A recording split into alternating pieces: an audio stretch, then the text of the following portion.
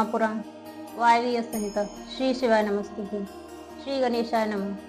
भगवान रुद्र के ब्रह्मा जी के मुख से प्रकट होने का रहस्य, रुद्र के महिमा, हिम स्वरूप का वर्णन, उनके द्वारा रुद्र गणों की सृष्टि तथा ब्रह्मा जी के रोकने से उनका सृष्टि से विरत होना। ऋषि बोले, प्रभु आपने चतुर्मुख ब्रह्मा के मुख से परमात्मा रुद्रदेव की सृष्टि बताई है। इस विषय में हमको संशय होता है, जो प्रलय काल में कुपित होकर ब्रह्मा, विष्णु और अग्नि सहित समस्त लोक का संहार कर डालते हैं, जिन्हें ब्रह्मा और विष्णु भय से प्रणाम करते हैं। जिन लोक संहारकारी महेश्वर के वश में वे दोनों सदा ही रहते हैं, जिन महादेव जी ने पूर्व काल में ब्रह्मा और विष्णु को अपने शरीर से प्रकट किया था, जो प्रभु सदा ही उन दोनों के योग क्षेम का निर्वाह करने वाले हैं। वे आदिदेव पुरातन पुरुष भगवान रुद्र अव्यक्त जन्म ब्रह्मा के पुत्र कैसे हो गए तात? भगवान ब्रह्मा ने मुनियों से जैसी बात बताई थी वह सब आप ठीक ठीक कहिए। भगवान शिव के उत्तम यश का श्रवण करने के लिए हमारे हृदय में बड़ी श्रद्धा है। वायु देवता ने कहा, ब्राह्मणों तुम सब लोग जिज्ञासा में कुशल हो, अतः तुमने यह बहुत ही उचित प्रश्न किया है। मैंने भी पूर्व काल में पितामह ब्रह्मा जी के समक्ष यही प्रश्न रखा था, जिसके उत्तर में पितामह ने मुझसे जो कुछ कहा था वही मैं तुम्हें बताऊंगा। जैसे रुद्रदेव उत्पन्न हुए और फिर जिस प्रकार ब्रह्मा और विष्णु की परस्पर उत्पत्ति हुई, वह सब विषय सुना रहा हूँ।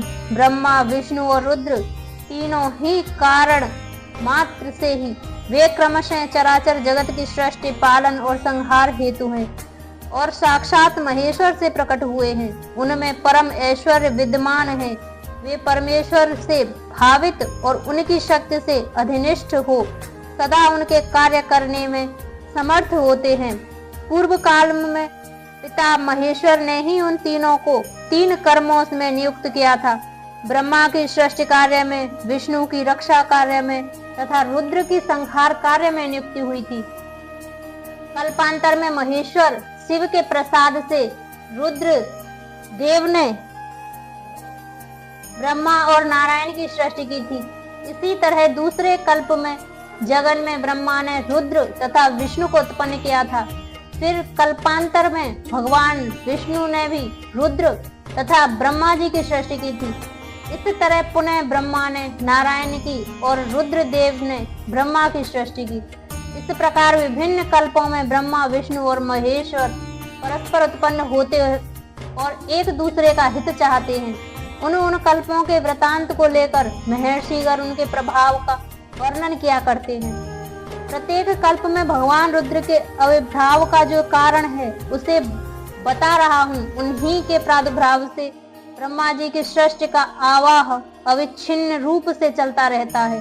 ब्रह्मांड से उत्पन्न होने वाले ब्रह्मा प्रत्येक कल्प में प्रजा की सृष्टि करके प्राणियों की वृद्धि न होने से जब अत्यंत दुखी हो मूर्छित हो जाते हैं, तब उनके दुख की शांति और प्रजा वर्ग की वृद्धि के लिए उन कल्पों में रुद्र गणों के स्वामी काल स्वरूप नील लोहित महेश्वर रुद्र अपने कारणभूत परमेश्वर की आज्ञा से ब्रह्मा जी के पुत्र होकर उन पर अनुग्रह करते हैं।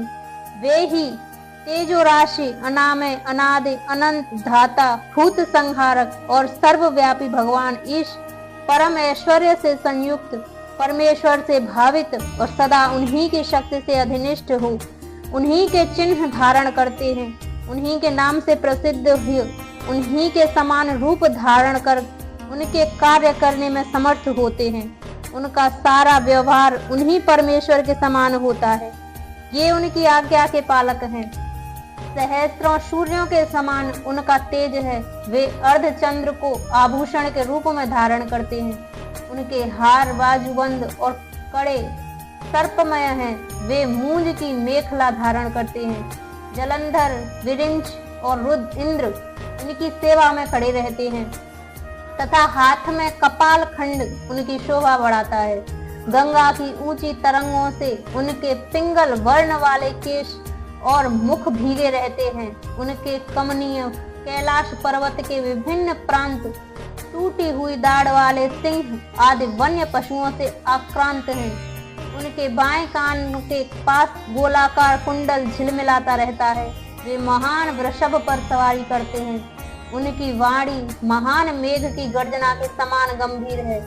कांति प्रचंड अग्नि के समान उद्दीप्त है और बल पराक्रम भी महान है। इस प्रकार ब्रह्मपुत्र महेश्वर का विशाल रूप बड़ा भयानक है।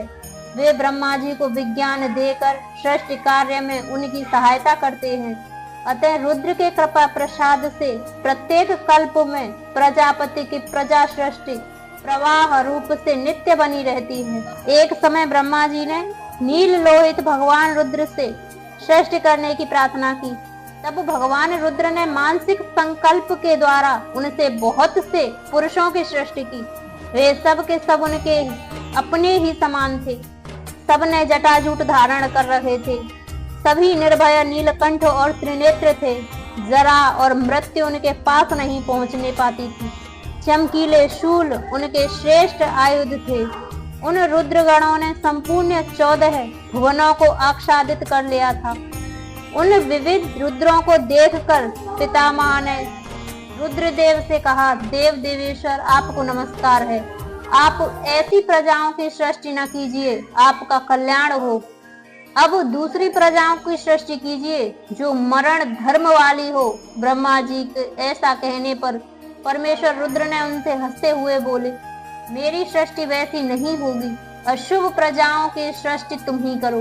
ब्रह्मा जी से ऐसा कहकर संपूर्ण भूतों के स्वामी भगवान रुद्र उन रुद्रगणों के साथ प्रजा की सृष्टि के कार्य से निवृत्त हो गई।